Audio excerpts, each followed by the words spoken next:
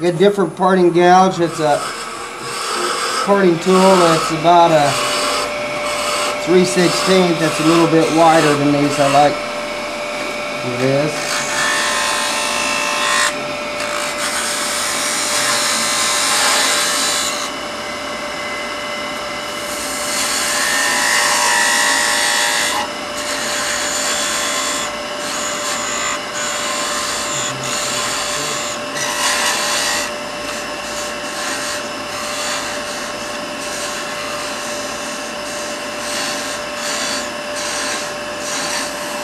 You can actually get these woods down pretty good.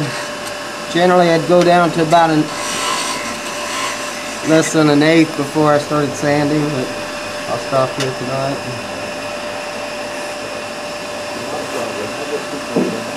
Okay, who won that skew?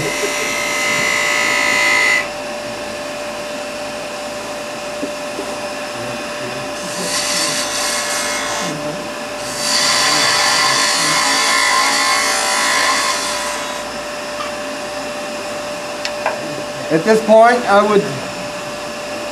That's all right. I'm not going to cut it off anyway. At this point, I would sand at a lower speed, possibly. But you got those square corners, so a light touch and high speed, and you'll get a nice. You do a little bit of shaping on here with the sandpaper, or I could play with that skew a little bit, maybe.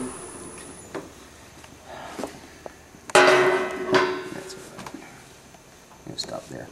I'll finish this one at home and I'll sand it, and I'll probably texture this one. I might do some couple of burn lines in this one or something.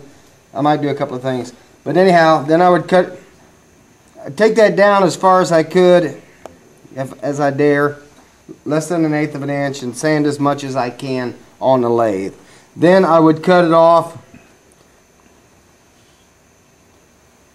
Then I would take it to the bandsaw and cut it off and leave just a little bit to sand off. And if it's round, then I can round it like this. If it's flat, I can hold it straight up and down on the belt sander and stationary belt sander and do that. Let me borrow your straight edge there, Ted.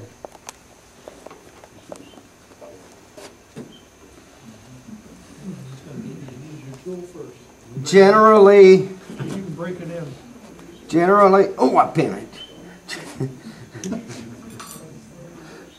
Generally, the face grain will look the nicest, but if you happen to have some curly maple or something, the curly maple might look nicest looking up when it's placed on the floor. But I'm going to make my top, so I'm going to be cutting this at a diagonal on the side here.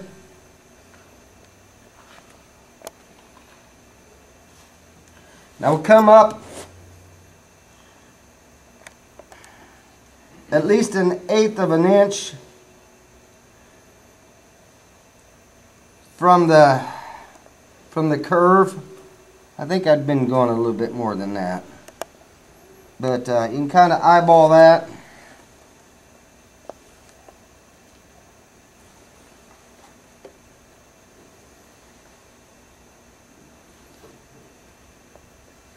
Yeah, I've been going more than that. You want to leave the thickness of your saw blade, don't you? Yeah. A little more than that. I don't want that toe to be too pointed. But you can fix that with some sandpaper too. Anyway, I take this and I can mark it.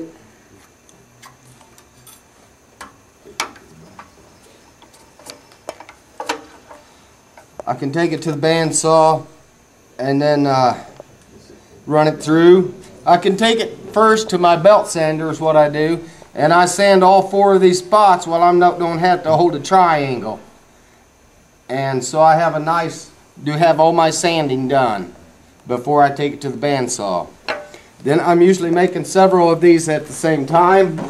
So I place this board with this slot up against my fence on my bandsaw, and I put that in there, that sanded piece in there.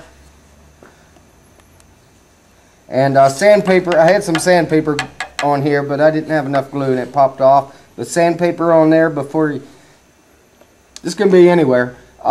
Just take your board, bring your fence up about 3 inches, run that board in there, and you got your slot, back it out, decide where you, if you're making them all the same length. If you're making them different lengths, then you wouldn't want these sideboards. You just cut each one individually, unless you want to move sideboards a lot, which you could make adjustable sideboards. You could put some screw slots in there and whatever. Then I run it through my bandsaw, and I usually hold here just to be on the safe side. And then I have my two, and I grew this wood special, this cherry walnut, and then I don't do anything on the bottom. That rough side that is the bottom, it has a little more grip on the floor than the smooth sides. And then you jam a door up on it. I do a little bit of hand sanding on the noses of these. I don't want it to be so flat that it's splintery.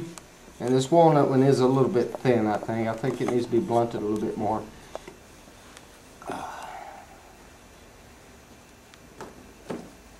Prior to cutting these, I may have used some wipe on poly on all of it.